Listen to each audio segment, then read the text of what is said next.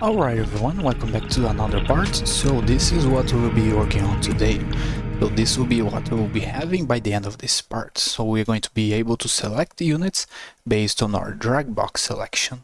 Single click is not yet implemented because I have other advanced methods I want to implement for the next part, but for this one we're going to do the drag box selection method. So we'll be building an RTS basic units type where we're going to be changing the structure for the project a little more.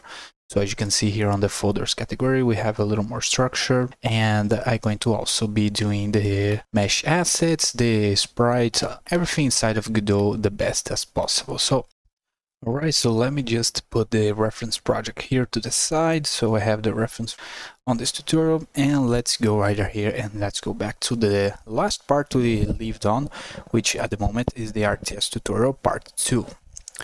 And let's go ahead and see where we left off. So there we go, we have just finished the selection drag box method. So here we are. So let's go ahead and start by building our unit system and building a couple more folders here, so we have things to work on. The first thing I'm going to do here is by adding a new folder under our main REST folder, and let's create a new one which is going to be called RTS objects. And here we want to be placing buildings, units, resources, anything that has to do with RTS object types.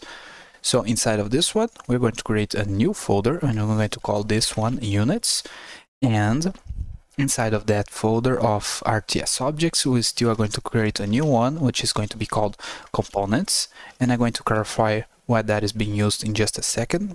And inside of units, let's create yet a new folder, and let's call this one basic units.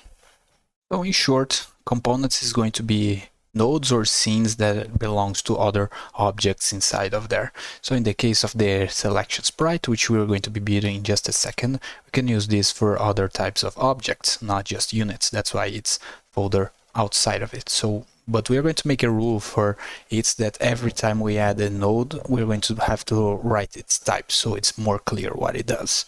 So let's go ahead and let's click here under our units file or units node under our main scene here, and let's start by creating a new mesh instance.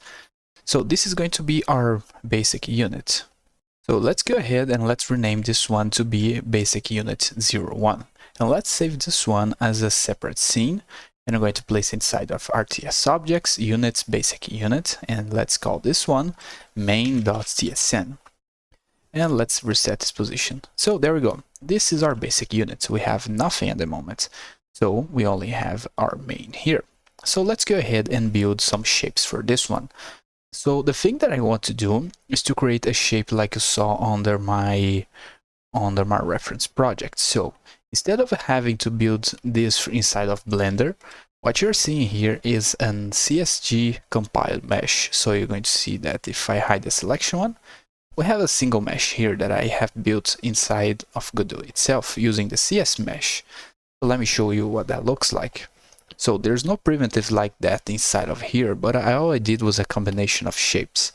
So let's add a new CSG mesh 3D object, and we're going to use this one to compile our mesh. So let's give a new mesh. Let's place this one to be a capsule. Let's open the capsule primitive and let's reduce all the segments and rings back to 0. So we have this prism shaped object. Let's move it 1 unit above. So we have the basic unit setup. Now, in order for us to add a new primitive shape, let's add a new node under this CSG mesh, and let's add another instance of that CSG mesh. For this new one, we're going to be adding a prism mesh, so basically a triangle, going to be rotated to positive forwards. So in this case it's -z. So let's point it backwards. So now this triangle represents the forwards position on the unit itself, which is -z globally, as we are using Godot coordinate system. So let's now reduce, I believe it's the z coordinates to 0.2, so make kind of this triangle shape. And let's put it 1 unit down, and let's actually move this one to be a little better aligned. So let's move it to -9, so it stays above the ground. So we have now a direction to point towards it. So we could already bake this mesh, but you can see that the central point of the mesh is on the center of the CSG mesh. Whenever we apply this back as a resource, the transform is going to be reset back to 0 and is going to push the mesh backwards. So the way we're going to fix this is by adding another CSG mesh, and this is going to work like a pivot. So let's put on the top here, and let's drag the other ones back on top. So, and actually it has transformed, so let's undo that. Let's reset this position. Okay, now we have our basic CSG mesh that is pointing on the center. We have our prism shape and we have our triangle. Now all we're going to do is to save this as a separate branch scene. And under our basic unit scene, let's give the name of this one as the mesh source. So the idea is for us to build a mesh source scene that is going to represent how we're going to build the mesh we're going to be actually applying here under our unit mesh. So if you see there's a menu on top here that says CSG, you can click on it and say bake mesh instance. When you do that, it's going to generate an instance, a mesh instance, that's going to hold the mesh resource we want to be applying back to our main mesh instance.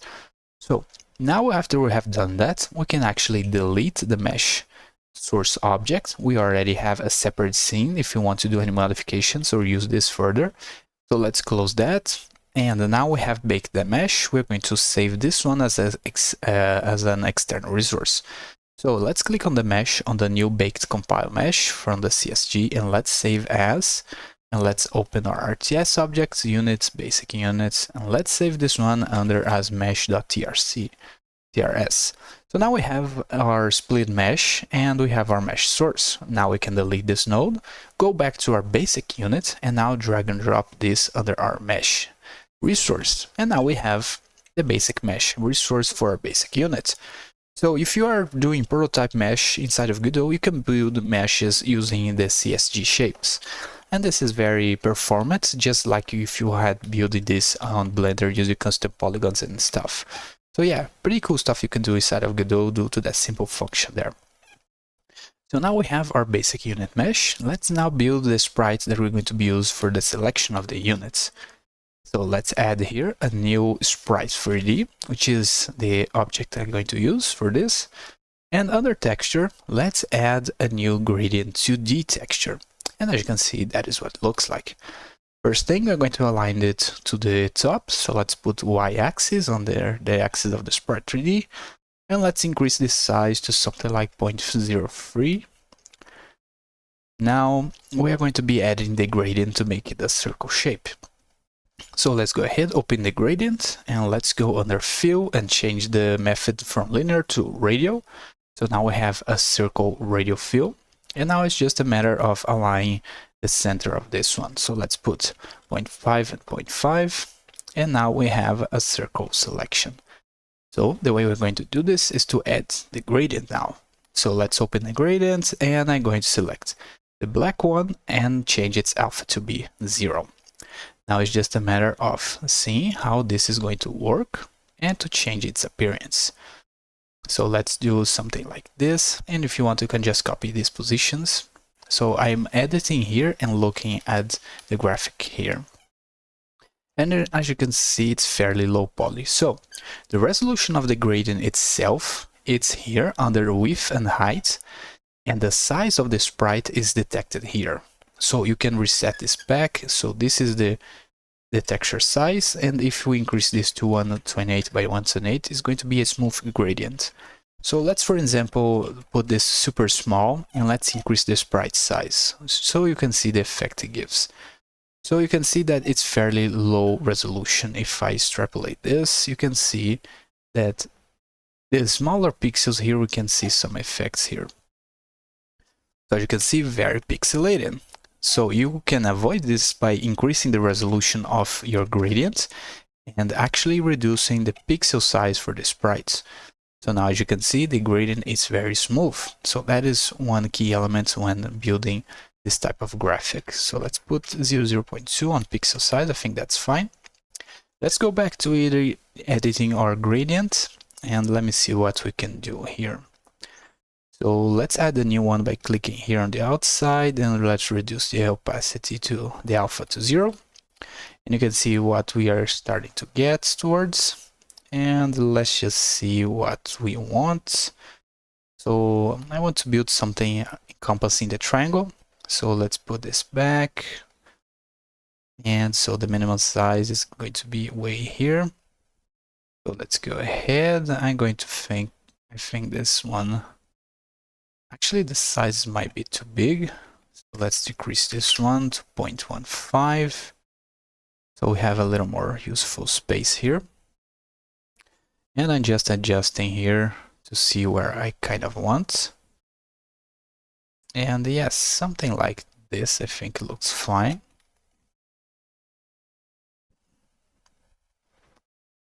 Yeah, there we go. This looks like a selection sprite. So after you have finished tweaking here, you can just leave it as it is. Now we can save this one as a selection for the Sprite 3D. So let's rename this one to circle selection. And now we're going to save this under our RTS objects folder components. So the rule for this folder of components is whenever we save an object inside of it, because of the structure of this folder, I'm going to need to specify the type. So this is a Sprite 3D object. So I'm going to type the name of the node before it, and I think it's circle selection. It's fine, the name.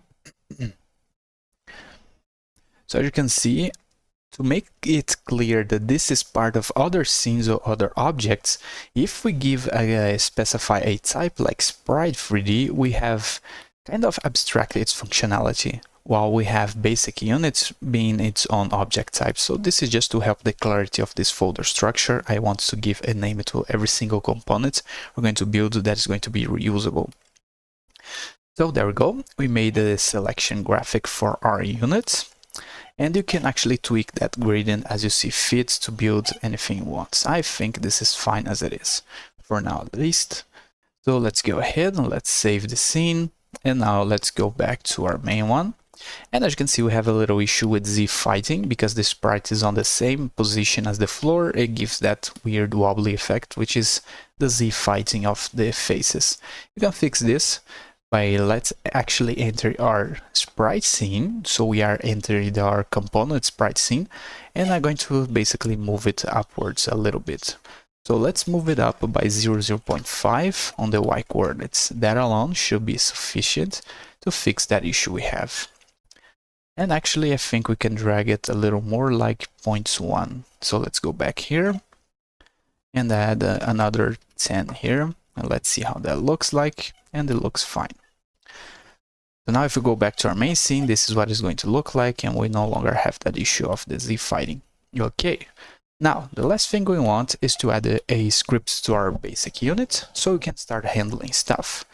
So let's build under the script under our basic unit, and let's call it main and extend for our script. So this will be used to make the code for our basic unit. Now let's save the scene. So for our unit, we only want to toggle the visibility of the sprite on or off to say it's selected based on a single var we're going to build here. So let's add this var, and I'm going to use setGet to toggle the visibility. So what this code does is it starts a new Boolean variable, and we are going to use setGet, which is this part right here, to define the code. So we are going to assign a new value whenever we give it, and if we already have selected, we're going to show a sprite. If not, we're going to hide it. That's just it. It's just additional code that is going to run whenever you change this variable. So set, whatever is under set, is going to be run whenever you give a new value to this variable. So yeah, it's pretty useful things to do. And you also can have custom code whenever you fetch this variable. So yeah, pretty useful stuff. The last thing remaining is for us to add the selection sprite itself, which is going to be our circle selection here. And let's just rename this one adequately so it works as expected. And now if we go back to our main scene here, the last thing we want is to toggle it off whenever you start the game, so we don't see it's pre-selected. So let's go here to our unit basic main code, and let's simply say that we have not been selected. So we are going to assign this to false. Because we are using setGet, is going to say that if we are selected, we're going to show the sprite, or if not, we're going to hide it. So simply by toggling the variable, it's going to run this bit of code from the setGet, and is going to turn the visibility on or off based on the variable we have assigned. And as you can see, it now has hidden that selection sprite from this unit. So now we need to make sure that our Dragbox selection can select the units. So for that, we are going to jump on our selection manager, and we are going to work on a few things here. So let me just go ahead and paste here the methods that we're going to use to actually select or deselect objects. So because currently at the moment we are only toggling the visibility of the unit, we only need to set its variable on or off. So the methods I have added here are simply these ones. So we have a select object, a deselect, and a toggle select object. It passes a node reference and it simply sets its variable to true or false, depending on the function. And for the toggle functions, it's going to set the variable to be different than what it was already previously. So that is what this code does. So whenever we put this exclamation mark before a variable name, it's going to try to invert it. So if this is true, it's going to set to false, and if it's false, it's going to set to true. So it's going to toggle the Boolean variable. So very useful for you to do this. So now we have the selection methods for objects, which are very simple at the moment. Let's go ahead and work on the function that's going to select the units itself whenever we release the mouse click. So let's go ahead under our public methods and let's add the function that's going to be used to select the objects. So as you can see here, we have a Dragbox select objects, and it's going to need an object array that's going to pass the list of objects it's going to be selectable, and a rectangle tool to be the Dragbox selection area. We're going to create a loop for this object list, and we expect them to be node 3Ds. So we're going to unproject the position from the 3D object by accessing its global position, passing to a function called onProjectPosition, which belongs to cameras 3D, and we're going to get that camera 3D from the current viewport. So for the current viewport, is going to access the currently available camera 3D. Inside of that camera 3D, it has an onProjectPosition function, which allows you to onProject, which basically returns a 2D position over a 3D given point in space, which is the position of the objects. So we are simply checking if our Dragbox rectangle has the points of the 2D positions of our objects respectively to the camera. If that's the case, we're going to select these objects. So this is the function that's going to actually select objects using our Dragbox selection methods. Later I'll be doing other complex and more advanced stuff to select objects, but for now, let's just keep these ones very simple. And let's move forward. So now we have a function that actually selects objects, but we are going to need to call this function because the selection manager does nothing by itself. If you remember what we did on previous parts, we have split the functionality of player inputs to our RTS player object. And this is the one that's going to be responsible for calling that code. So let's go ahead and let's add a couple stuff here. The first thing I'm going to change here, and I keep updating this code because it's getting better, so I'm going to rename this RTS type here to be TypeHint RTS camera. So the idea with that is that we are going to be basically changing the structure for this. So whenever we need types, I'm going to use TypeHint RTS camera. This is used because whenever you specify an object, you put the type there, so it has auto-completion for the object itself. So whenever you do control space, it accesses that script, and you can see the auto-completion commands for that. So let's duplicate this, and we're going to create a TypeHint, this time for the selection manager. So our RTS player knows about the RTS manager, or selection manager. So let's do TypeHint. In this case, it's now the selection manager. And we're going to need to preload that script, which is now belongs to RTS systems and selection manager. So here's the script. Let me just drag and drop it there. And I'm going to just copy this path here. So only the selection manager.gd. Because this is a relative path, this now should work properly. And let's now delete this text here from the comments. So as you can see now, we're going to be accessing our parent folder, which is this bit of code. So we are currently under RTS player main.gd, which is this guy here. So this fellow is going to say, ask me about access the parent folder. The parent folder for this is the RTS systems, and from there we're going to access the selection manager and get the main.gd. So we're going to access the selection manager and the main.gd, so we can get this script preloaded here. Another thing I'm going to add to this type of variables is add a type of script, which is appropriately what returns whenever you do the preload when the script type is going to fetch you a script. And this now can be used in our code to autocomplete it. So now we're going to be using in just a second. So whenever you do here on our RTS camera, we can specify that is a TypeHint RTS camera, and with our selection manager, that is now a selection manager object. The benefit from this is that whenever you do that, it's going to autocomplete with elements you have. So if I type Dragbox, you're going to see we have Dragbox minimal size, UI Dragbox. This stuff belongs to the selection manager object.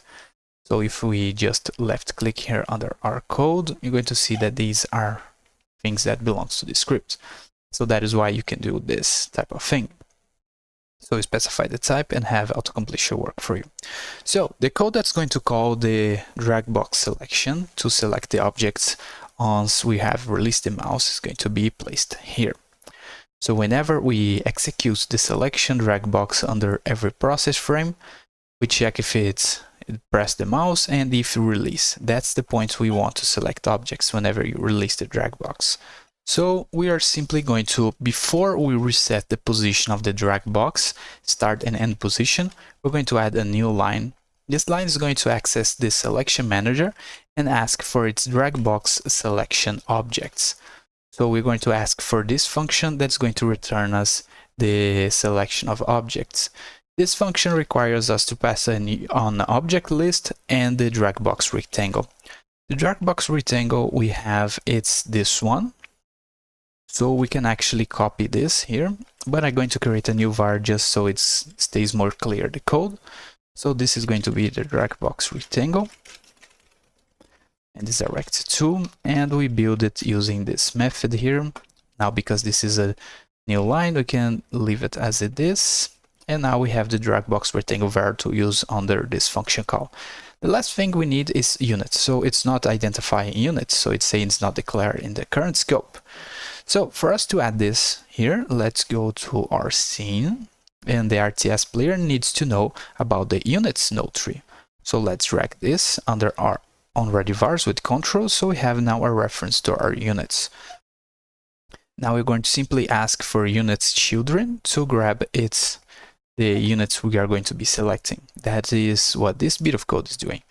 So whenever you release the mouse, we regenerate the Dragbox again based on the mouse selection, and based on that Dragbox we're going to say to the selection manager to select these units from the Dragbox. The units are going to be inside of our units node, and it's going to be its children, which in this case it's only basic units 1, and this is the Dragbox rectangle, and it's going to do the rest of the code as it should.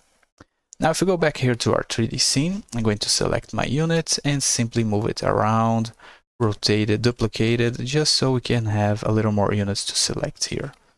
And you're going to see that this is a little bit different from the project I showed you in the beginning. That's because I do these tutorials in 2 steps to make sure everything is replicable. So there we go. We have now a couple more units.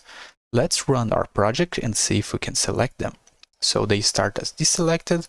We make a Dragbox, and whenever we release, we select units. And if we click away, it should deselect. And we seems to be run into an issue, as we can see here under red. And the issue we have is that it's going to say that our Dragbox selection objects on this function here, the Rect2 size is negative. So I don't know if you remember from the previous part, so I think it's under here. So whenever we pass the rectangles 2 to this object, it's going to convert them using the ABS, because we do not want negative sizes for our rectangle 2. I'm going to be applying this whenever we generate the rectangle from the player itself. So whenever we build this rectangle to var, I'm going to ask it to also convert its size to be absolute. So we don't need to convert it back inside of our selection manager. So this means that this line of code now is redundant and we can simply delete it. It's going to make the code safer, but I like to keep it a standard, so the RTS player is responsible now to do the absolute conversions for whenever it generates the rectangles too. So if we run the project, now it should work as intended. And as you can see, we have now selectable objects. So this is not actually keeping a selection and is not advanced yet. But as you can see, we can already select objects. And while we are not doing anything fancy with our selection methods, like we're not keeping track of the selection, we do not know which type of objects we are selecting, we are simply selecting some objects. This is going to be one of the systems we're going to use. So hopefully you've enjoyed this part and all the work we have put in, and I'll see you on the next part.